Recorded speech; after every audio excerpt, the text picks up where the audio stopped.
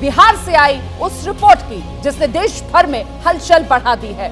आपको बता दें, इस वक्त की बड़ी खबर, ब्रेकिंग न्यूज, दोपहर 3:30 बजे बिहार में सर्वदलीय बैठक बुलाई गई है। नीतीश कुमार ने सर्वदलीय बैठक बुलाई है। जातीय जनगणना के आंकड़े जो बीते कल गांधी जयंती के मौके पर बिहार सरकार की तरफ से जारी कर दिए गए, उन्हीं जातीय जनगणना के आंकड़ों को लेकर चर्चा होगी।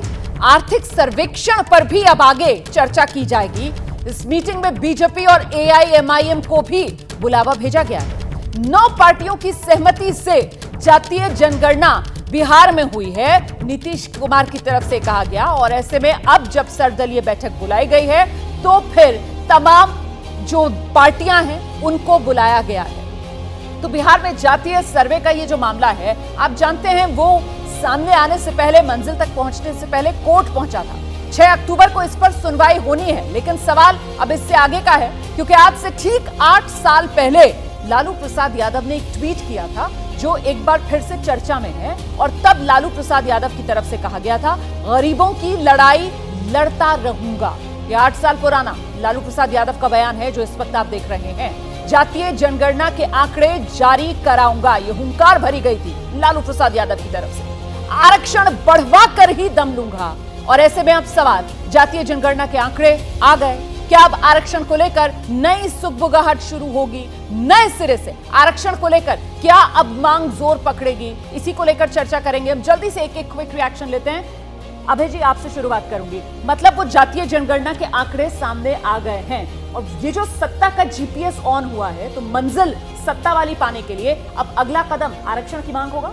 देखिए, जो आंकड़े आए हैं बहुत ही शुरुआती किस्म के आंकड़े हैं, उसमें केवल जातियों की संख्या पता चली है। उसके जो सामाजिक आर्थिक पहलू हैं वो आंकड़े अभी सरकार के पास ही हैं। मुझे नहीं पता वो कब जारी होंगे, आज की मीटिंग में उसके ऊपर वो चर्चा करेंगे। तो इससे ये तो हुआ है कि जो जिसको मैं कहता हूँ लोहिया लालू, ओबीसी गोलबंदी का एक जो मॉडल है ना, इसको मैं लोहिया लालू मॉडल कहता हूँ। और जो बीजेपी का मॉडल है वो दरअसल उपाध्याय मोदी मॉडल है। दीनदयाल उपाध्याय ने शुरू किया था और नरेंद्र मोदी ने उसको चरम पर पहुंचाया। तो लोहिया लालू मॉडल ने दोबारा अपनी दावेदारी इसके जरिए पेश की है। हम लोग चाहें तो इसमें लोहिया लालू मुलायम का नाम भी जोड़ सकते हैं, लेकिन तो ये बिहार के लोहिया लालू मुलायम वाला ओबीसी मॉडल, रामकृपाल जी, ये 2024 की सत्ता में दावेदारी किस रूप में मजबूत करता हुआ नजर आ रहा है विपक्ष और खासतौर से इंडिया गठबंधन की? देखिए, अभय जी ने जो कहा, मैं मानता हूं कि अभी तो सिर्फ संख्या आई है, ठीक है, लेकिन जो भी कुछ हुआ है उसका उद्देश्य क्या था? अभी तो आपने एक फैक्ट्स चेक किया है, और फैक्ट्स कहाँ चेक किया है?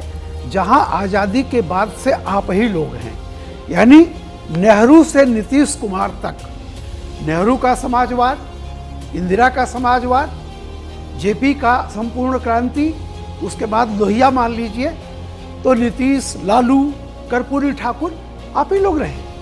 और ये सवाल भी उठेगा कि 70 साल आप अपनी, अगर आप मान लीजिए, अब तो राजतंत्र रहा नहीं, लेकिन मैं कह रहा हूँ कि अगर प्रजा शब्द का इस्तेमाल भी कर लें प्रजातंत्र का, तो आप अपनी प्रजा को जो इतने समय से 70 सालों में जो ये नारा लेके चले थे, सामाजिक आंदोलन की, यानी पिछड़ों को आगे बढ़ाएंगे, लोहिया जी तो कहते थे कि 100 में 60।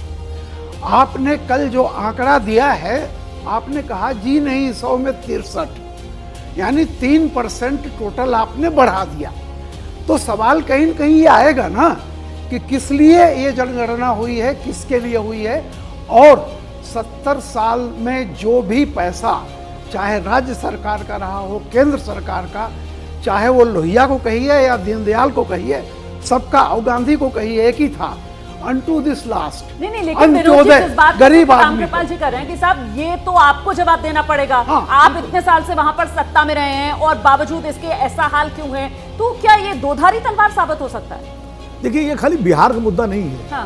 रामकृपाल जी जो कह रहे हैं तो बिहार के संदर्भ में ठीक है, लेकिन ये जाति जनगणना का मुद्दा पूरे देश का मुद्दा है। बिहार से इसकी शुरुआत हुई है और अब दबाव बनेगा। आप देखिए, उत्तर प्रदेश में ओम प्रकाश राजभर मांग करने लगे कि जाति जनगणना कराई जाए, अनुप्रिया पटेल कह रहे हैं जाति जनगणना कराई जाए। तो भाजपा के भी जो घटक दल हैं, जो पिछड़ी जातियों के नेता हैं, अति पिछड़ी जातियों के नेता हैं, वो भी इसकी मांग कर रहे हैं और विपक्ष तो कर ही रहा है, इंडिया गठबंधन तो कर ही रहा है। तो ये मांग बिहार से निकल करके अब देशव्यापी होगी और इसका दबाव भारतीय जनता पार्टी और केंद्र सरकार पर पड़ेगा। खबरों की तह तक जाना और सच खोज के लाना, ताकि आप रहें आगे। इसी सोच के साथ हम निकलते हैं खबरों की जमीनी हकीकत जानने। मणिपुर से लगातार कई दिन तक खबरें पहुंचाना हो, या फिर हरियाणा में भड़की हिंसा के हर पहलू को सबके सामने लाना हो, हम बिना थके आप तक खबरें पहुंचाते रहे।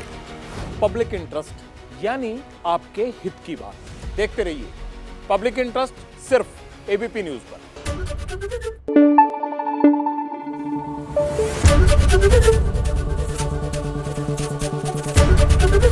एबीपी न्यूज आपको रखे आगे।